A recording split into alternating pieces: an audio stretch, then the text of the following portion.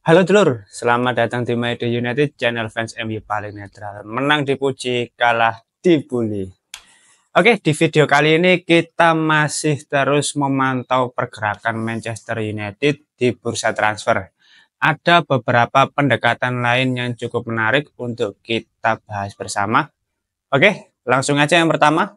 Melansir dari Fabrizio Romano, Manchester United telah mempertimbangkan untuk merekrut back agen bebas Mario Hermoso dalam beberapa jam terakhir. Negosiasi masih dalam tahap awal. Hermoso meminta gaji kotor sebesar 6 juta euro dan kontrak 3 tahun. Wow. Oke. Mario Hermoso ini salah satu pemain yang kontraknya sudah habis dan dia pemain dengan posisi back tengah. Terkadang juga bisa mengisi posisi back kiri. Pemain yang sudah berusia 29 tahun dan untuk saat ini dia free agent. Jadi mungkin sebagai backup menurutku cukup bagus ya, mengingat untuk back kiri Manchester United ini sangat rentan karena Luke Shaw juga bukan masa prime-nya lagi, akan ada beberapa pertandingan dia pasti akan mengalami cedera lagi ya. Lalu Terrell Malaysia juga bukan pemain Manchester United. Jadi menurutku sebagai backup dia cukup bagus, dia bisa menggantikan posisi Lisandro Martinez juga. Karena dia adalah back tengah dengan posisi kiri secara alami ya. Namun kalau kita lihat grafiknya, secara keseluruhan dia hanya memainkan 19 kali pertandingan sebagai back kiri. Ya mungkin ini bisa jadi opsi yang bagus ya, karena dia secara pengalaman juga sudah cukup banyak, berusia 29 tahun, ya kita lihat nanti untuk beberapa jam ke depan akan ada update terbaru atau enggak terkait Mario Hermoso ini. Selanjutnya, Manchester United bertemu dengan perwakilan Ferdi Kadioglu dan menanyakan persyaratan kontrak yang akan dia minta dari mereka jika ada kesepakatan dengan Fenerbahce. Jika Fenerbahce menerima tawaran tersebut, Ferdi Kadioglu ingin pindah ke Liga Inggris. Sang pemain terbuka terhadap tawaran dari Inggris. Oke, ada pergerakan baru lagi.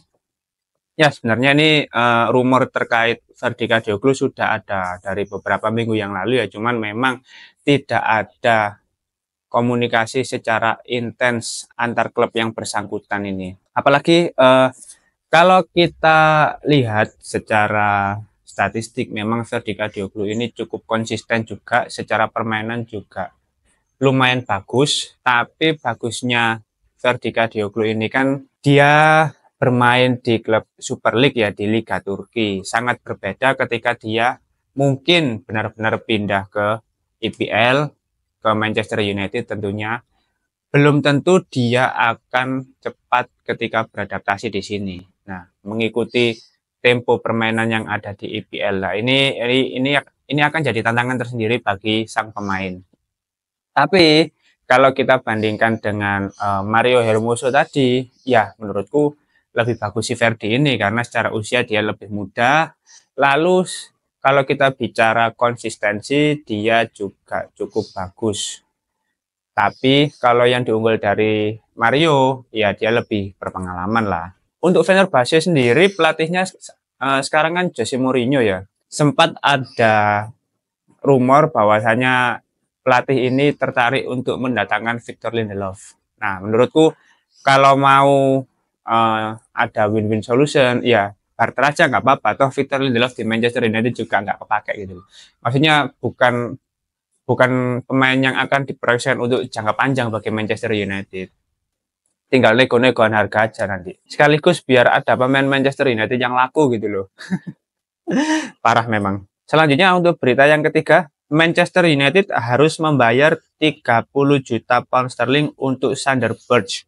Burnley tidak akan menghalangi kepulangannya ke Premier League, tetapi bertekad untuk mendapatkan nilai penuh bagi Berge jika ia benar-benar pergi. Untuk pemain yang untuk saat ini bermain di Championship dengan harga 30 juta menurutku ya cukup mahal ya, mengingat ya meskipun dia secara penampilan lumayan bagus, terus secara usia juga masih muda, Tapi ya kembali lagi ya, untuk valuasi yang dengan untuk Burnley ini terlalu tinggi. Mungkin kalau 25-20 sepertinya Manchester United akan menyanggupi. Dia juga tertarik pindah ke Manchester United gitu loh. Kita lihat aja, ini ada beberapa nama baru yang mulai dikaitkan kembali dengan Manchester United. Menarik, menarik. Berita selanjutnya, Manchester United yakin bisa merampungkan transfer Manuel Ugarte akhir pekan lalu.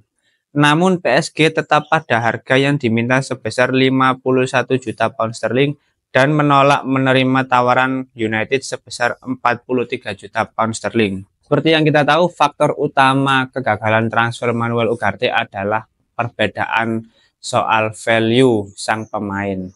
Padahal di sini sebenarnya selisihnya juga lumayan sih, hampir 10 juta pound sterling ya. Menyambung dari berita tadi, Manchester United dan PSG masih dalam tahap negosiasi untuk mencapai kesepakatan mengenai pembelian permanen untuk Manuel Ugarte. United juga telah menjajaki opsi lini tengah lainnya.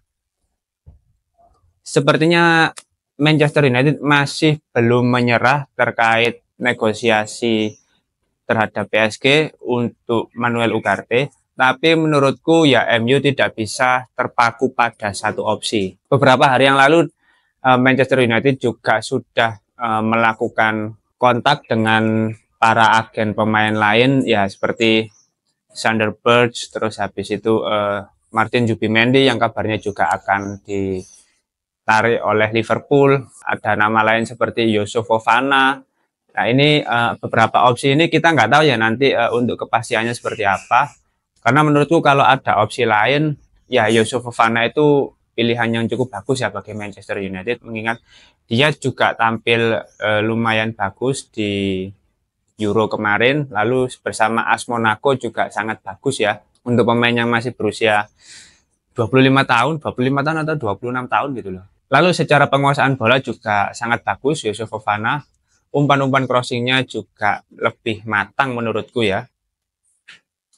Tapi kembali lagi kita masih harus bersabar dan menunggu kepastian dari tim manajemen Manchester United.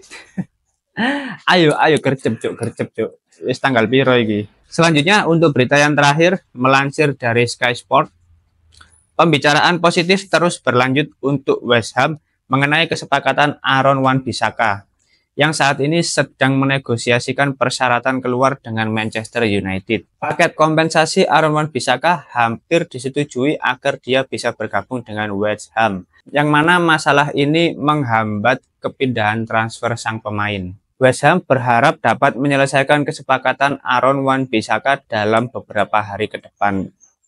Ya, harapannya. Tapi sampai saat ini masih belum ada kepastian yang signifikan. Oke, jadi sebenarnya terkait kepindahan Aaron Wan-Bissaka ini ada kendala lain. Mengapa proses ini masih belum berhasil? Karena pihak dari Aaron Wan-Bissaka meminta kompensasi kepada Manchester United atas kepindahannya. Seingatku untuk kompensasi yang diinginkan itu sekitar 7 juta pound sterling. Ya, cukup tinggi juga ya, mengingat pemain yang kontraknya hanya tersisa 1 tahun. Tapi mau bagaimanapun sebenarnya ya Manchester United, kalau misalkan menuruti kompensasi itu dilihat dari harga yang diminta oleh West Ham, sebetulnya ya keuntungannya jadi terpotong lagi, nggak terlalu banyak gitu loh. Tapi kalau Manchester United ngebet ingin segera menjual sang pemain agar bisa mendatangkan pemain lain, ya mau nggak mau hal ini harus dilakukan gitu loh untuk manajemen Manchester United. Nah, proses negosiasi terkait harga dan kompensasi ini yang menurutku cukup alot dan sampai saat ini masih belum disepakati antar kedua klub. Ini cukup rumit ya, karena masalah seperti ini kan merupakan peninggalan dari era Woodward ya, yang sampai saat ini masih belum benar-benar hilang di manajemen Manchester United yang baru. Ya, secara bertahap lah. Pelan-pelan kita harus membersihkan masalah-masalah di dalam internal Manchester United. Tapi itu semua kan proses ya, kita tidak bisa serta-merta untuk manajemen sekarang langsung dibersihkan semua, itu nggak bisa. Ya secara bertahap. Maka dari itu untuk saat ini memang secara progres Manchester United tidak bisa langsung ke performa terbaik dari seluruh pemain. Karena apa? Ya beberapa pemain ini peninggalan dari manajemen lama yang menurutku cukup toksik. Dan kalau misalkan mau membersihkan, nah mau membuang pemain-pemain ini ya perlu waktu, butuh beberapa tahun gitu loh. Dari gaji, dari kualitas pemain, lalu mental sang pemain juga perlu ditata ulang, seperti itu. Oke, mungkin itu dulu update berita terkait pergerakan di Manchester United. Terima kasih sudah menonton video ini. Jangan lupa like, komen, dan subscribe. Salam.